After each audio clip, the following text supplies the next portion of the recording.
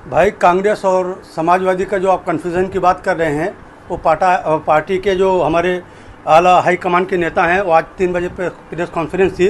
अजय यादव जी ने उसको स्पष्ट कर दिया है। हम इस वार्ड के ताल्लुक से मैं आपको बताना चाहता हूं कि जैसे सब लोग उम्मीदवार थे, उसी तरह मैं भी एक उम्मीदवार था, लेकिन मेरा टिकट कट गया।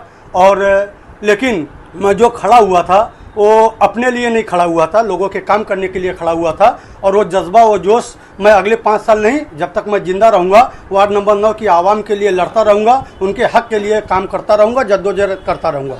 मेरी पार्टी की तरफ से टिकट जिसको मिली है वो इस्माइल भाई हैं, डब्बल भाई हैं, दीपक भाई हैं और हमारे सरफराज अंसारी साहब हैं। तो इनके पास एक विज़न है, एक सोच है, कैसे हमको वार्ड नंबर 9 को आगे लेकर जाना है, कैसे वार्ड नंबर 9 में तरक्की और खुशहाली लाना है, कैसे वार्ड नंबर 9 में गटर नाली, रोड, रास्ते, सड़क, पढ़ाई लिखाई, दवाई, सफाई कराना है, कैसे लोगों के चेहरे पे मुस्कान लाना है, कैसे लोगों के सुख दुख में साथ निभाना है।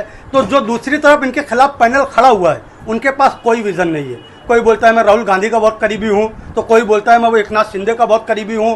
तो एक भाई साहब तो पहला चुनाव अभी लड़ रहे हैं, वो क्या काम करना उस पर बात ही नहीं करते, लेकिन पैसे की हनक इतनी है कि 2-4 आदमी को पगार पर रख दिए हैं। कोई वीडियो बनाकर जोकर का रोल अदा कर रहा है, तो कोई वीडियो पे, फेसबुक पे, व्हाट्सएप पे किसी के औकात और हैसियत नाप रहा है, तो कोई किसी की अमीरी गरीबी का मजाक बना रहा है। मैं इस चुनाव में खामोश रहने का फैसला लिया था, लेकिन मेरे कान तक कल एक बात आई, कुछ लोग मेरे किरदार पर उंगली उठाने का काम कर रहे थे। मैं चैलेंज करता हूं, तुम्हारे पास सत्ता है, पैसा है, ईडी है, सीबीआई है, इनकम टैक्स है, लोगों के घरों पे पुलिस भेजने का तुम्हारे पास तजुर्बा है, तुम्हारे पास बड़े बड़े वकील हैं, जांच करा लो कि मैंने कभी इन सभी से किसी से मुलाकात की या किसी भी लोग से कोई 1 रुपये की मांग या डिमांड की। आज मैं इसी हरकत की वजह से अलल ऐलान कहता हूं कि मैं मेहनत करूंगा, ईमानदारी से करूंगा और बिना शर्त, बिना दबाव करूंगा। अगर अल्लाह ने आपको जीत बख्शी तो इसी तरह आपको मेरी पार्टी के साथ ईमानदारी के साथ खड़ा रहना पड़ेगा। आपकी टिकट क्यों कटी है? देखो, टिकट कटी क्यों कटी, ये फैसला पार्टी के हाथ में रहता है। 40 नगर सेवक भिवंडी ईस्ट में हैं और 400 कैंडिडेट रहते हैं। कहीं ना कहीं किसी न किसी की कुर्बानी होती है। मुझे कुछ ना कुछ साजिशों के तहत वार्ड से छुड़ाया गया, ये सब चीजें, बहुत सारी चीजें रही, लेकिन राजनीति में जो भी होता है इंसान उससे सीखता है। मैं जो भी मेरे साथ हुआ है, मैं इससे कमजोर नहीं हुआ। कोई माय का लाल मेरा हौसला तोड़ नहीं सकता है, कोई मेरी आवाज को दबा नहीं सकता है। नासिर जावेद खुद अब अपनी जो ताकत है खुद बनाएगा और अपना फैसला खुद लिखेगा, और आज से लेके आने वाले 5 साल तक वार्ड नंबर 9 छोड़कर कहीं जाने वाला नहीं। यहाँ पर जो समाजवादी के ये रहेगा, अभी तो बहरहाल मैं वार्ड नंबर 9 में हूँ।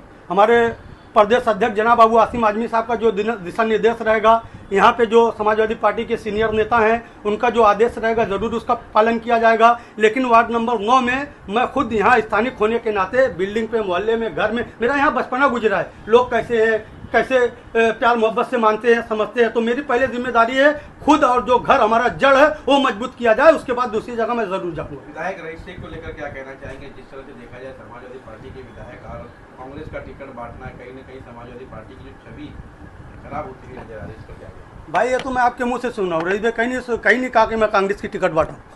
नहीं, लोगों का मतलब चर्चा से है। लोग क्या बोले रईस भाई, आपने कहीं ऐसा देखा क्या रईस भाई ने कांग्रेस की टिकट बांटी है? रईस भाई को मैं जहां तक जानता हूं, मेरे बड़े भाई है, मैंने 6 साल उनके साथ काम किया है। वो बोलते हैं मैं और आसिम भाई एक ही हैं, और अगर किसी चीज से किसी को तकलीफ रहती है, इस्तीफा देके हट जाता है, फिर काम करता है। रईस भाई तो आज भी समाजवादी पार्टी में है। आप लोग को देखना है तो उनके पेज पे चले जाइए, हैप्पी न्यू ईयर का पोस्ट डाले हैं। MLA rice Sheikh Bhiwandi Samajwadi party का बहुत बड़ा लोगो है। आज उनका एक पोस्ट आया है जिसमें